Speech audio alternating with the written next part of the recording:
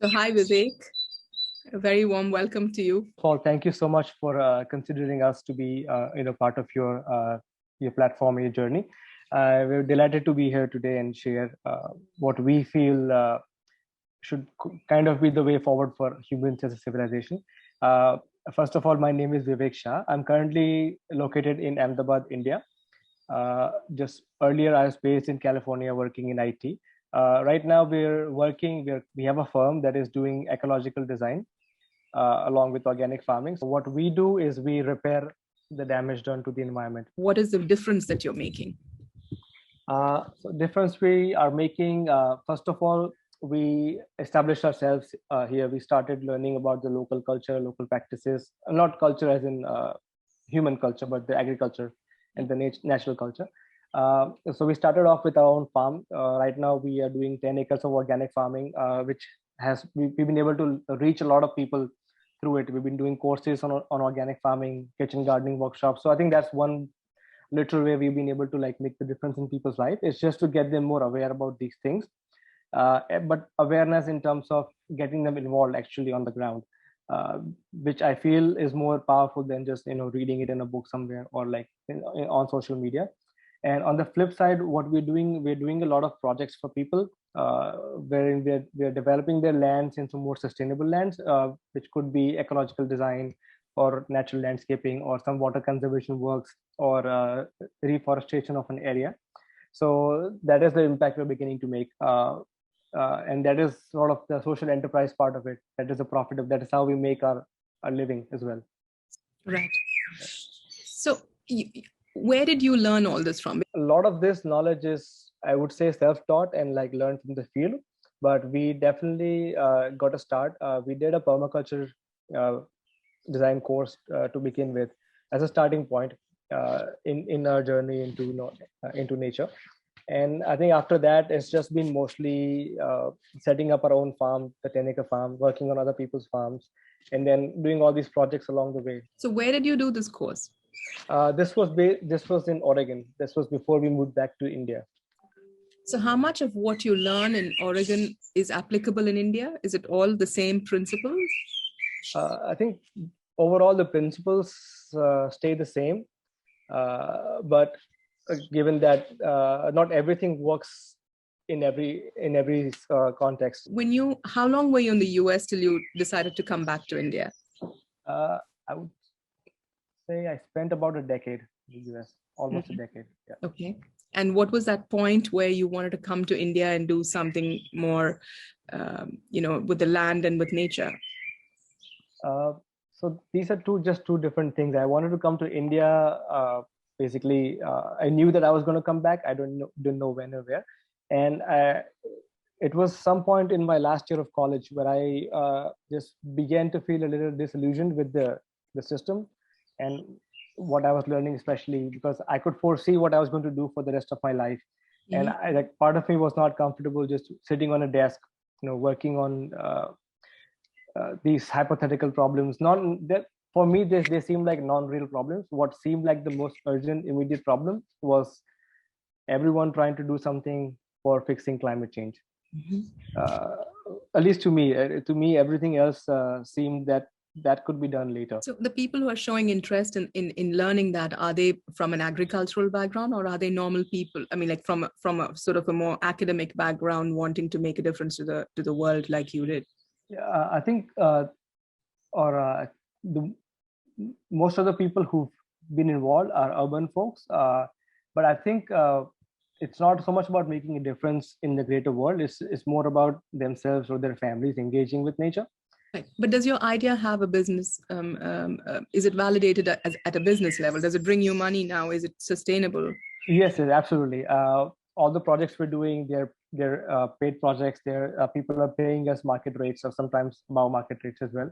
So, but once again, not every project is what we want to do. Sometimes we end up doing typical garden projects as well, because we still have to pay the bills.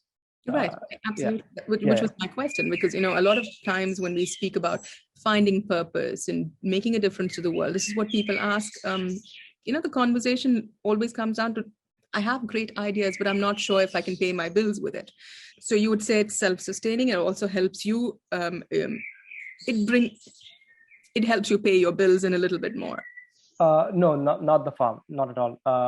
Because agriculture, the way it is right now, unless you're doing all the labor yourself, there is no money to be made. But for us, the farm is more of a model to show people what is possible. So the projects are not just teaching other people, but also like developing a piece of land for somebody else. Yes. We're designing and developing and maintaining pieces of land for people.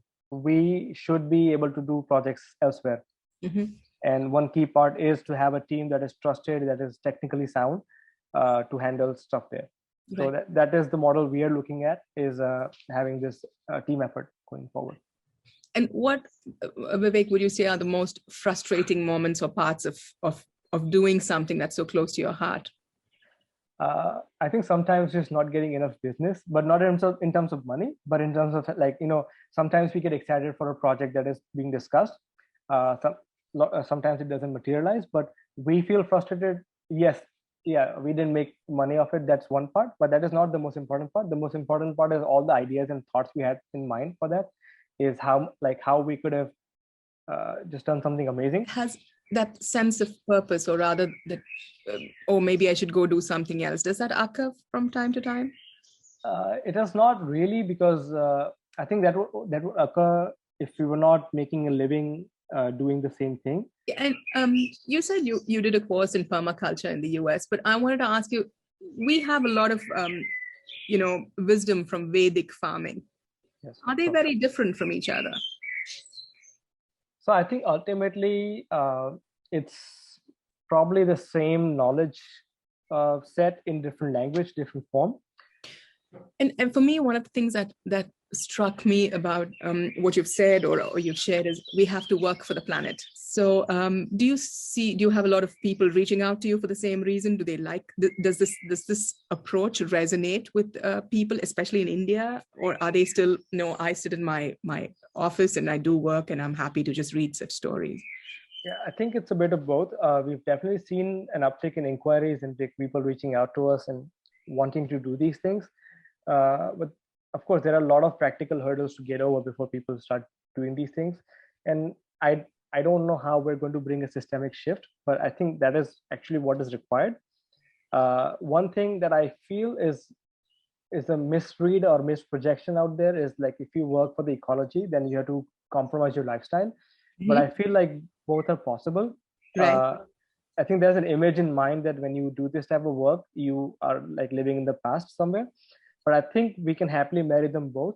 It comes down to our own awareness and our consciousness. And sadly, or I guess the reality is like the consumer culture has consumed literally most of our free space in the brain. So we're not able to like think clearly and see outside of that, because it's always perceived that having more things is a sign of success and happiness. Wealth. Wealth. But I feel like if we were trained from the beginning, if schooling system was more attuned to that we can have a good time without, destroying the planet, without buying all these hordes of unnecessary things. It's not wrong to give and like buy and sell. Commerce is important. Yes, making money is important. But I think we've lost the purpose behind it. It's consumed us the way it is. Like it's become about money and things. It's not become about having like meeting people and having a good time. Like I distinctly have felt that as I've grown older, I've spent less time meaningfully socializing with others, and not just because I don't want to, because all of our lifestyles have become just too much about either video streaming or buying stuff on e-commerce. Like I'm not blaming people, but like these things are so tempting, they consume us. Yeah. And that's what I learned in UX. That was my part, is how do you basically make people their own slaves. They're using psychology to control us by making these amazing products. And that was the part that was disenchanting for me. It's like, I'm not going to do that for people. That's right. Yeah. So actually, I asked some of the people in my network this question. I said, what is it that you're doing now that will matter in the end? And surprisingly, most of the people have come back and said, okay, I want to think about it and I will come back. And many have not come back. And I think it's important to ask, really, are you making a difference somewhere, or are you just existing? Because much of what we are taught about going to work, coming back, going on a holiday, and owning a car and a house, there are some necessities, but then think beyond that and live for a purpose, and to leave a footprint which really cannot be erased for many thousands of years. So I love the work that you do, and how we grow our food and how we cook our food. How to should be taught as a part of curriculum. Here we learn how to code before we learn how to cook, and that's a bit of a it's pretty sad. So on that note, I would say thank you so much for your time. Thank you. Thank you for inviting me. Yes, and regards to Brinda and the baby.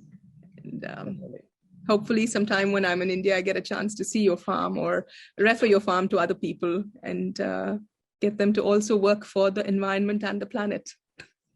We would love to have you here. Yeah. Great, Vivek.